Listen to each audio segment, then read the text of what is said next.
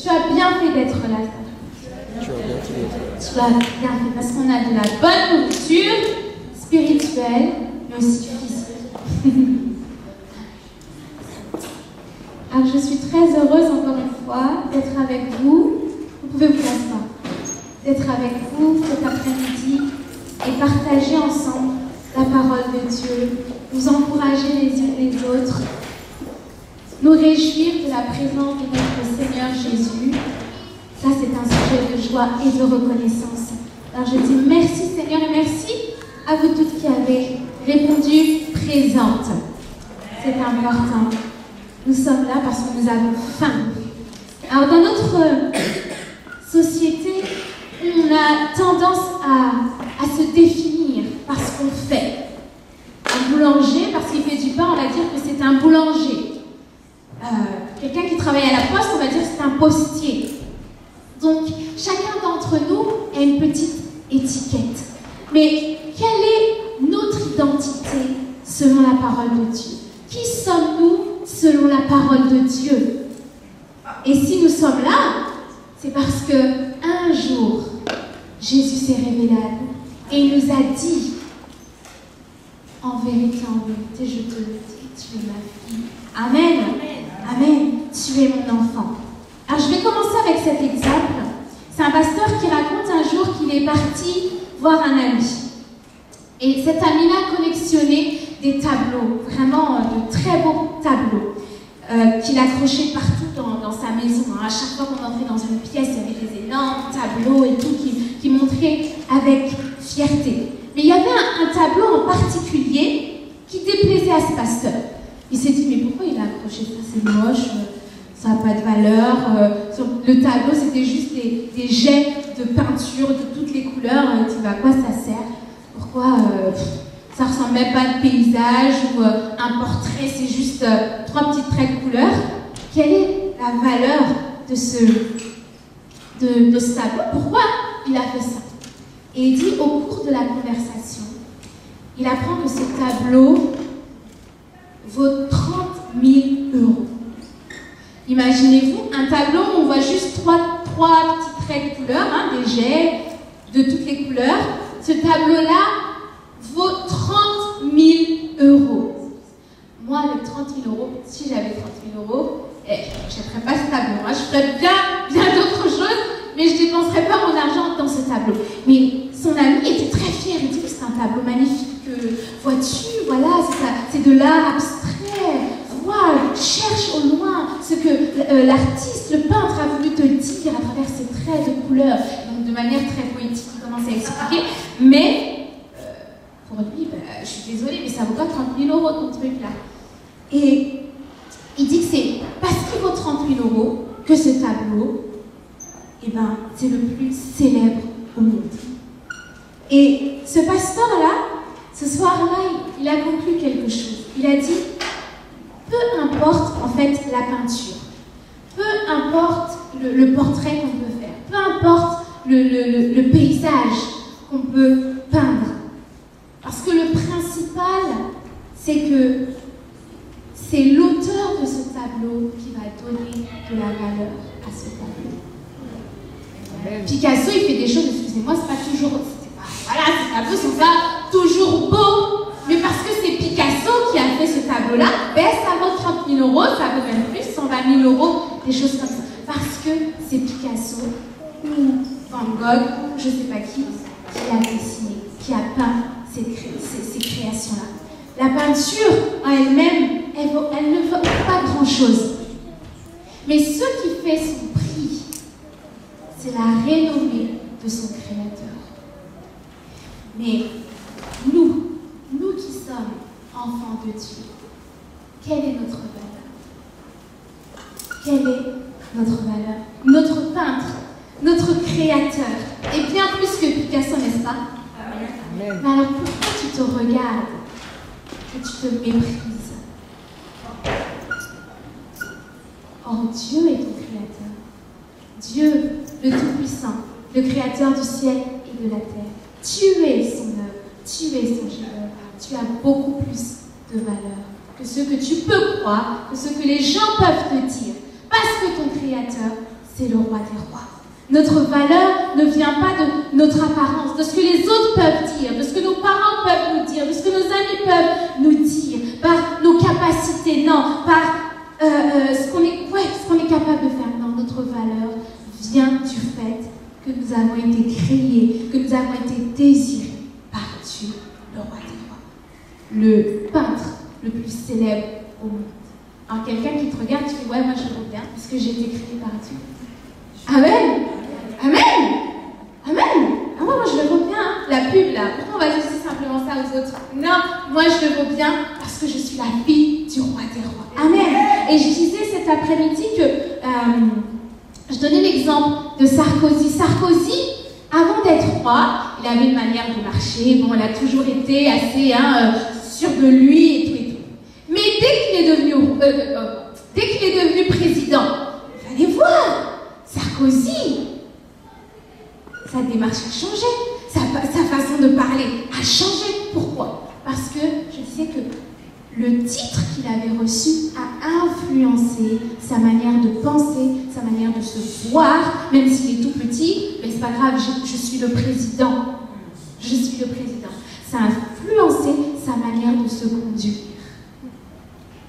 Ton identité, est-ce qu'elle influence ta manière, jour après jour, de marcher, de parler, d'agir? Hier soir, mon pasteur nous a rappelé qu'il est important, parce que nous sommes enfants de Dieu, de ne pas nous compromettre, de ne pas marcher dans le compromis. Daniel a su dire non au Médian. Moi, je suis donc israélite, je suis juif, je ne peux pas manger cela parce que la loi m'interdit de le faire. Les préceptes de Dieu m'interdisent de le faire. Alors je ne vais pas le souiller. Daniel n'avait que 16 ans à cette époque-là. Et à 16 ans, parce qu'il craignait Dieu, il a dit non. Je sais qui je suis. Je sais la valeur que j'ai. Il a dit non. Je préfère désobéir au roi, mais obéir à Dieu, car on nous dit l'obéissance vaut mieux que le sacrifice. Amen. Ton identité n'est donc pas dans ce que tu fais, mais elle est en Christ. Je suis bien plus que le produit, que l'union physique que mes parents. Je suis le chef-d'œuvre de Dieu. Je suis la créature de Dieu. Et c'est là que se trouve ma valeur, mon identité. Dieu a voulu le jour de ma naissance. Quand on m'a dit ça un jour, une amie est venue, ou je ne sais pas qui, m'a dit, tu sais que Dieu a voulu le jour de ta naissance. Je me suis dit, mais qui suis-je pour qu'un Dieu si grand puisse penser à moi et puisse désirer le jour de ma naissance?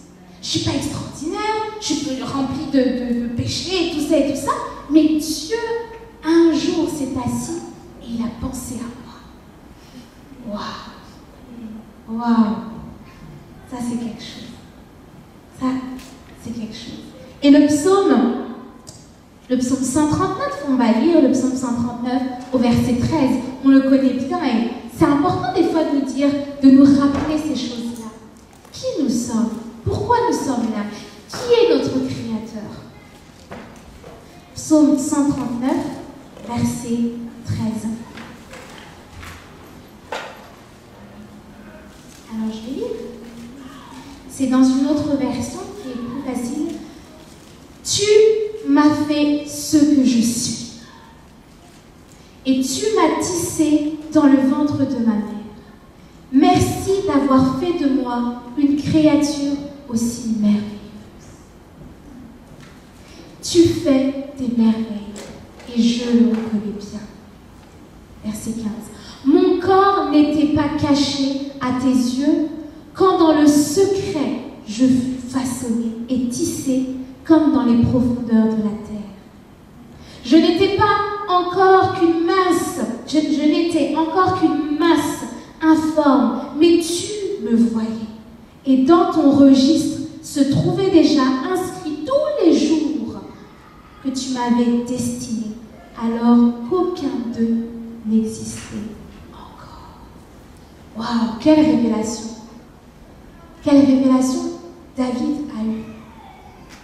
Et je pense que quand il dit « Seigneur, tu as fait de moi moi, merci d'avoir fait de moi une créature aussi merveilleuse. Alors il ne s'arrête pas simplement au physique, hein, parce que oui, il sait que, oui, on dit hein, que David avait une belle figure et tout ça, mais c'est bien plus profond que ça. Ça dépasse l'apparence. Oui, ça fait partie, mais c'est bien plus profond que ça. Il sonde son cœur, et il y a des choses qui le dépassent, et il dit, Seigneur, merci d'avoir fait de moi une aussi belle créature. Et chacun d'entre nous, nous avons tous reçu la marque de fabrique de Dieu. D'accord? Si sur les vêtements on a Made in China, Made in USA, nous, il est écrit sur notre cœur, Made in God, créé par Dieu. Amen. Créé par Dieu. C'est ça notre marque de fabrique. Ça vient, c'est au-delà. Dieu a utilisé nos parents pour nous donner la vie. Mais à l'origine, c'est lui qui a pensé à nous. C'est pas nos parents. Hein. C'est lui qui a créé dans le cœur de nos parents le désir d'avoir vie. Mais c'est Dieu, en premier, qui a voulu que ma sœur soit là, que ma sœur soit là, que ma sœur soit là. C'est Dieu. Et nous allons continuer dans Éphésiens chapitre 2, verset 10, d'où le titre de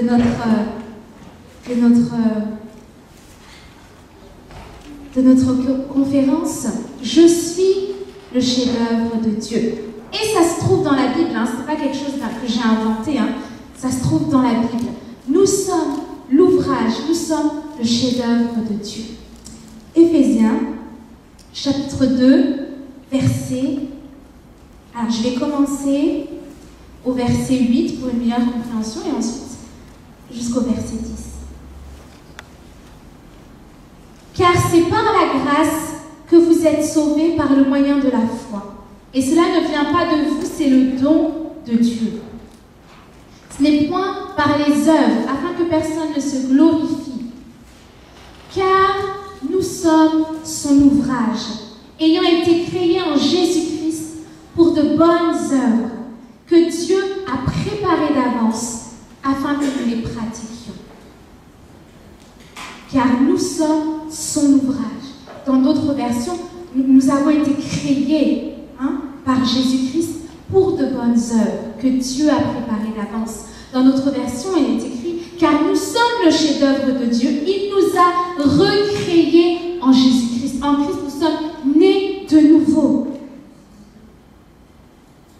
Nous destinant il y a longtemps pour que nous puissions faire de bonnes choses. Amen.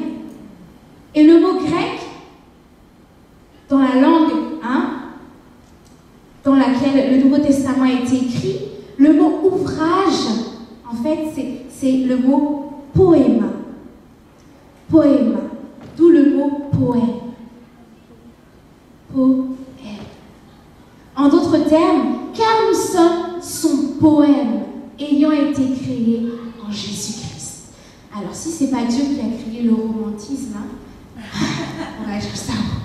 Car nous sommes le poème de Dieu. Chacun d'entre nous, ça ne s'adresse pas simplement à nous les femmes, mais à tous croyants. Nous sommes les poèmes de Dieu. Amen. Alors moi, j'en ai lu des poèmes, des beaux et des moins beaux. Mais j'en ai... Et c'est beau. La poésie, c'est quelque chose, c'est vraiment de l'art. Et c'est beau, c'est profond, ça a une signification, ça attire. C'est profond. En tout cas, moi j'aime bien la poésie. Donc voilà. Nous sommes le poème de Dieu.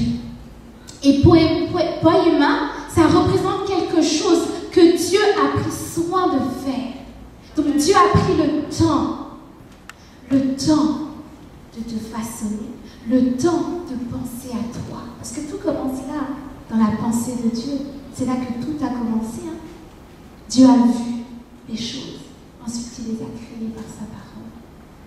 Et donc, imaginez-vous Dieu sur son trône, écrivant le poète que tu es le poème, pardon, que tu es, le poème que je suis, le poème que nous sommes. Imaginez Dieu. Alors, bon, si des fois tu te négliges, tu ne trouves pas très belle, tu ne trouves pas très beau, sache qu'aux yeux de Dieu, tu es un poème parfait. Amen. Alors, comment j'ai compris ça, j'ai arrêté de me regarder avec mépris. Non, mais quand tu comprends ça, tu dis qu'il y a quelque chose d'autre, ça dépasse l'apparence. C'est bien au-delà. Nous, on s'arrête à simplement ce qu'on voit. Non, c'est bien au-delà. Je suis le poème de Dieu. Et le dictionnaire nous dit que le poète est celui ou celle qui possède l'art de combiner les mots, les sonorités, d'où les tests de littérature. Dans la poésie, il y a quoi? Dans la poésie, on fait des vers, des rimes. Ah, merci. On est jeunes. Des rimes, des vers. Ok, des alexandrins. Voilà, c'est ça que je cherchais. Des alexandrins. Donc c'est lui qui va, avec les mots, il va jouer avec les sons, les rythmes, pour évoquer des images, des sensations, des émotions chez le lecteur. Amen. Alors imaginez-vous Dieu, voilà, assis sur son trône, en train de penser à chacune d'entre nous, à chacun d'entre nous. Oh, Rita, je la vois comme ça, avec les cheveux noirs, brun foncé, les yeux bleus et tout. Et pour Dieu, ça a une signification. Amen. C'est beau hein, ce que je dis, hein, mais c'est ce que nous sommes toutes. Hein. C'est ce que nous sommes toutes, le poème de Dieu. Amen. Dis à la personne qui est à côté de toi, tu es un merveilleux poème. Bon, il faut le penser, tu es un merveilleux poème. Amen. Et à la fin, chaque poème porte un nom. Porte le nom de Karine, porte le nom de Marie-Louise, de Fabienne, d'Émilie, de Laurence, de Jacques, de Jean. Nous sommes le chef-d'œuvre de Dieu. Nous sommes uniques pour cela. Une création de Dieu. Et selon le plan de Dieu, notre Créateur, l'homme devait trouver son plaisir, sa valeur, sa joie, uniquement dans les yeux de son Créateur et nulle part ailleurs. Mais aujourd'hui, l'homme, qu'est-ce qu'il fait? La femme, qu'est-ce qu'elle fait? Elle va chercher sa valeur dans le regard d'un homme. Une mère va chercher sa valeur dans le regard de ses enfants. Mais notre valeur, elle se trouve en Jésus-Christ. Amen. Et nulle part ailleurs. Mais dans celui seulement qui nous a créés. Mais à cause du péché, le poème que nous sommes, le poème que Dieu avait prédestiné pour un but spécifique, a été déformé pour un temps. Pour un temps, c'est vrai, nous avons servi le monde. Pour un temps, nous avons été éloignés de Dieu. Pour un temps, nous avons fait la volonté de l'ennemi de nos âmes. Mais un jour, notre Créateur a dit stop. Pour chacune de nos vies, notre Créateur a dit stop. J'ai fait, j'ai écrit, j'ai pensé ce poème pour ma gloire, pour mon plaisir. Non pas pour glorifier ce monde, mais pour moi. Alors stop. Je dois faire quelque chose. Car Dieu a tant aimé le monde.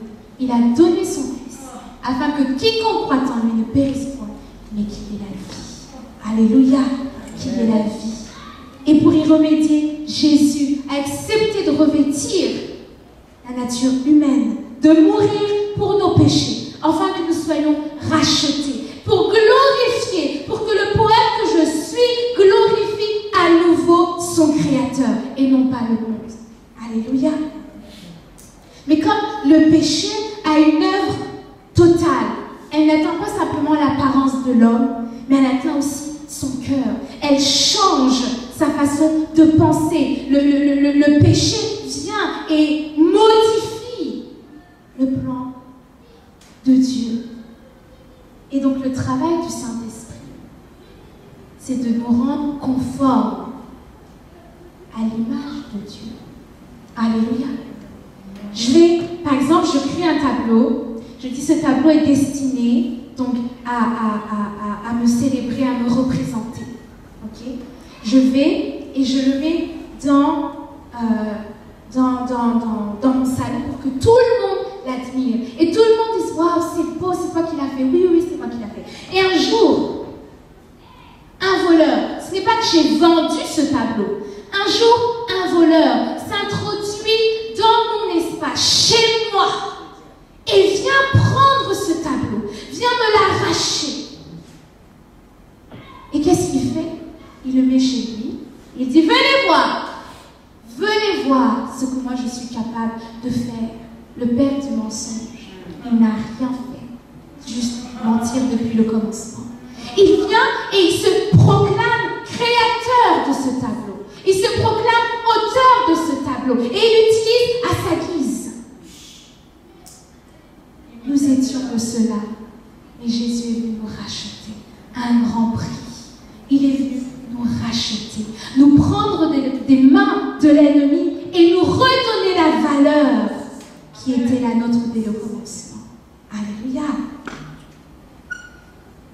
Nous qui étions séparés de Dieu par ce voile, nous qui étions loin de Dieu, Jésus est venu et il a séparé, et il a déchiré ce voile. Nous tous qui, le visage découvert, contemplons comme dans un miroir la gloire du Seigneur. Nous sommes transformés en la même image de gloire en gloire. Petit à petit, le Saint-Esprit va venir et nous redonner cette gloire, cette beauté qui était la nôtre. Alléluia. Petit à petit, le Saint-Esprit vient et il change notre manière de penser. Il change notre manière de nous considérer. Il change notre manière de nous voir. Nous ne sommes pas n'importe qui. Nous sommes l'œuvre de Dieu et nous sommes appelés à représenter Dieu sur la terre. Je suis le chef-d'œuvre de Dieu et je ne suis pas à vendre. Alléluia. Je ne suis pas à vendre parce que j'appartiens à quelqu'un. Quelqu'un a payé pour moi. Je ne suis pas à vendre. Et si dans la foi nous croyons que nous sommes dans la main de Dieu, personne ne pourra nous en arrêter. Personne. Parce qu'il a payé le prix fort. Il a payé de sa vie pour nous racheter. Alléluia. Alléluia. Et le Saint-Esprit, petit à petit, par des temps comme celui-ci, va venir nous purifier, va venir purifier nos cœurs, va venir changer notre mentalité. Parce que nous sommes l'œuvre de Dieu. Et nous devons refléter notre Créateur. Alléluia. Il a pour devoir d'instaurer la vérité. Éloigner de Dieu des mensonges. Nous ont été juste, comme si on a pris une piqûre et puis pouf, on t'a injecté des mensonges. Mais le Saint-Esprit vient et il instaure la vérité. Alléluia. Il vient.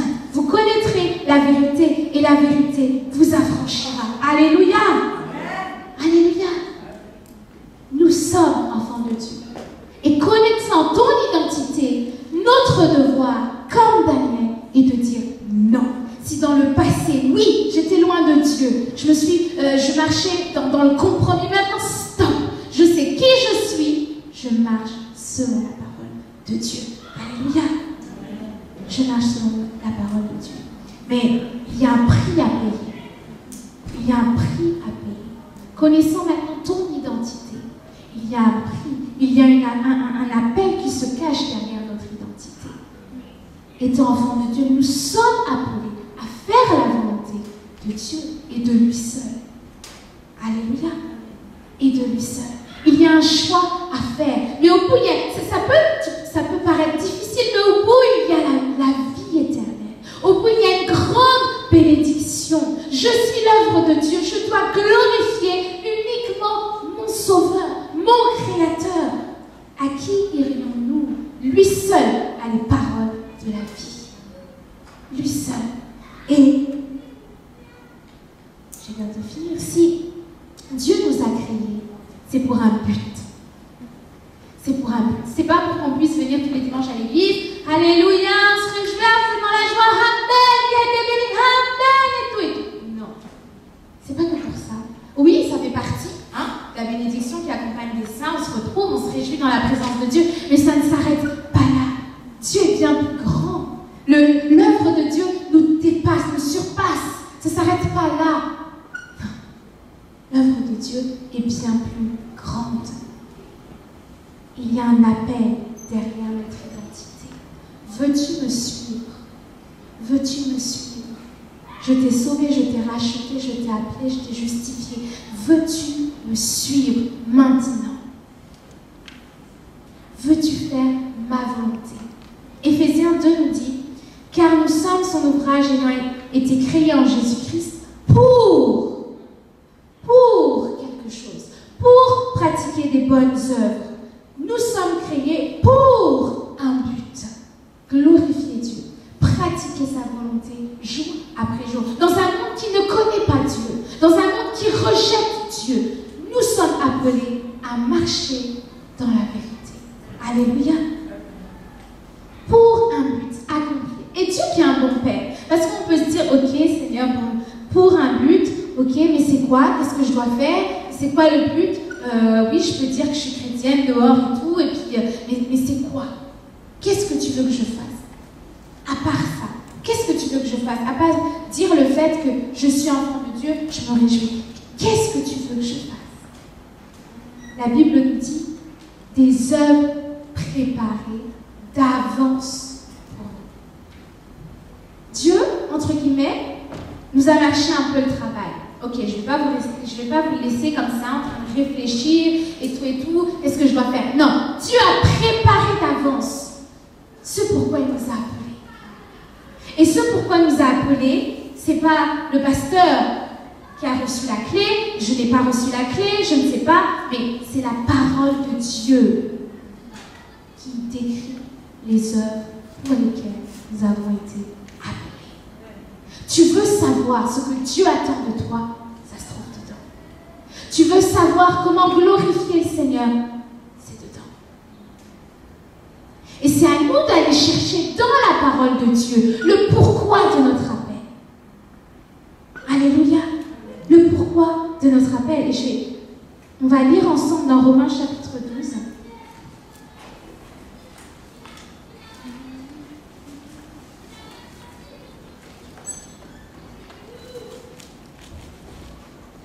Romains chapitre 12.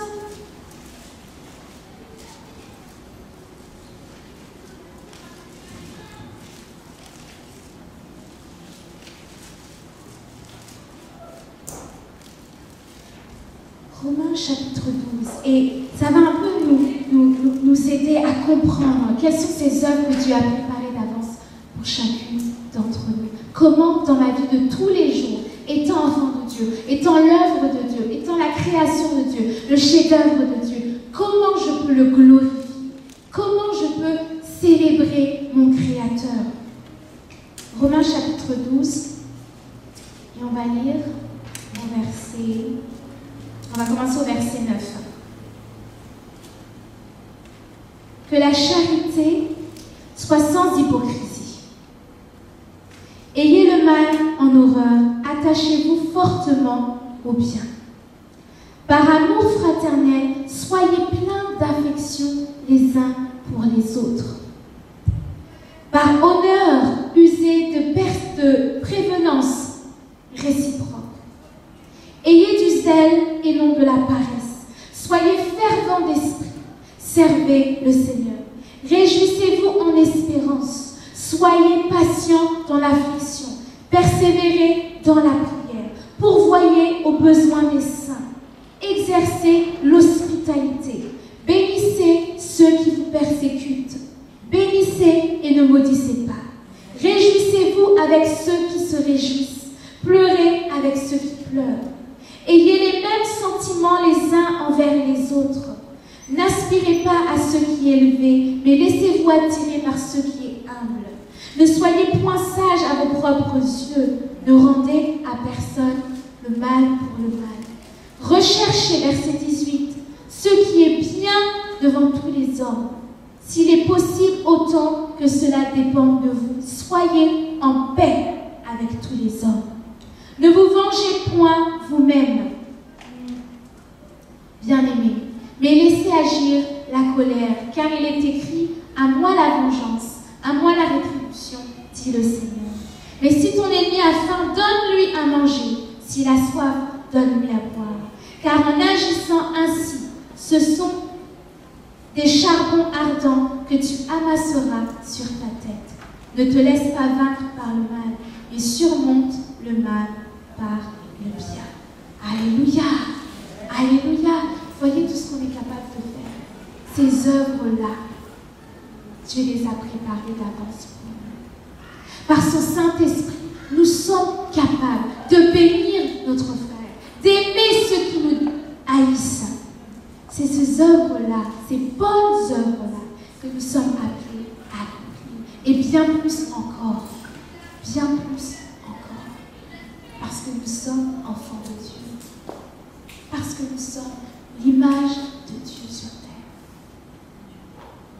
Est-ce que, je ne sais pas, hein, est-ce que pour un non-croyant, c'est simple de donner du pain à son ennemi? Est-ce que pour lui, ça va être une fierté ou juste une honte? C'est mon ennemi, je ne donne pas du pain, quoi.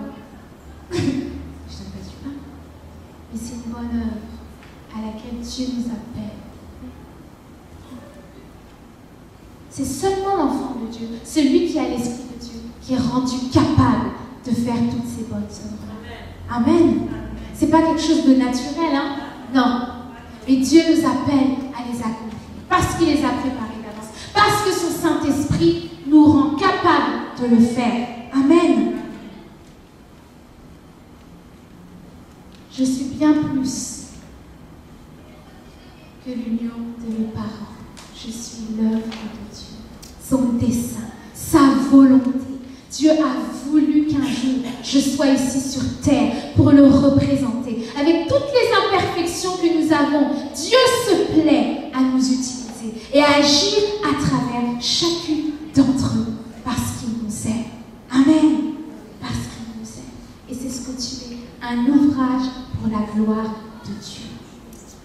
Nous ne sommes pas appelés à servir de maître. Nous sommes appelés à servir Dieu et uniquement Dieu. Alléluia. Et c'est à nous de faire la différence. C'est à nous de choisir la vie.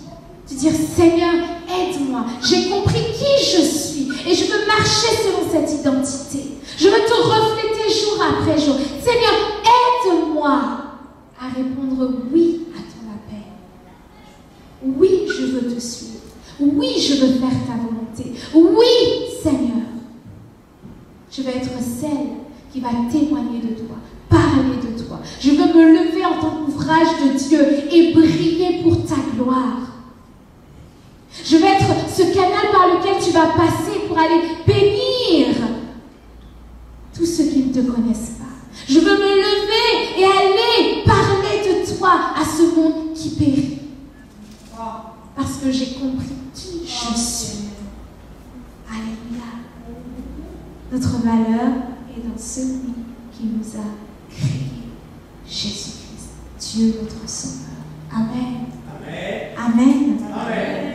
Est-ce qu'on peut fermer nos yeux et je vais inviter la sœur Anisette à venir prendre sa guitare. Seigneur notre Dieu, te disons merci parce que tu nous aimes. Seigneur, comment imaginer, Seigneur, que toi, Dieu, qui es parfait, qui est bon, qui est juste, a pu vouloir un jour notre existence ici sur cette terre. Notre Dieu, tu t'es battu pour nous, tu as donné ta vie et nous voulons être reconnaissantes pour cela, Seigneur. Oui, nous étions loin de toi, ô Père, mais tu es venu, tu nous as ramassés de la boue, nous étions, Seigneur Jésus. Tu nous as lavés, tu nous as purifiés, tu nous as redonné, Seigneur, oui, Père, la valeur qui était la nôtre en toi. Seigneur, merci, ô Dieu. Merci, ô Père. Oui, Jésus. Nous voulons, Seigneur, comme Daniel, refuser le compromis, mais marcher, Seigneur, en accord avec notre identité. Marcher en accord avec ta parole, parce que tu es notre Dieu. Tu es notre Créateur. Seigneur, aide-nous jour après jour à dire oui, Seigneur. Oui, je veux te refléter. Oui, je veux pratiquer les œuvres bonnes que tu as préparées d'avance pour moi. Jésus, nous venons devant toi, afin que tu que tu puisses changer, Seigneur, notre mentalité. Afin que tu puisses changer, Seigneur, briser les mensonges de l'ennemi. Et que la vérité, Seigneur, nous donne la liberté des enfants de Dieu. Que par ton esprit, Seigneur, nous soyons rendus capables de témoigner de ton amour, de témoigner, Seigneur, de ta fidélité. Allez dire au monde qui périt dehors qu'il y a une solution en toi et uniquement en toi. Seigneur, c'est en étant ton œuvre, ta création que nous voulons nous lever, Seigneur. Et aller, Seigneur, et dire à tous ceux qui nous entourent que tu es le Christ, que tu es le Dieu vivant, que tu es notre Sauveur, qu'il y a de l'espérance en toi, qu'il y a la joie en toi, qu'il y a l'amour en toi, qu'il y a la vie en toi. Reçois la gloire, Jésus.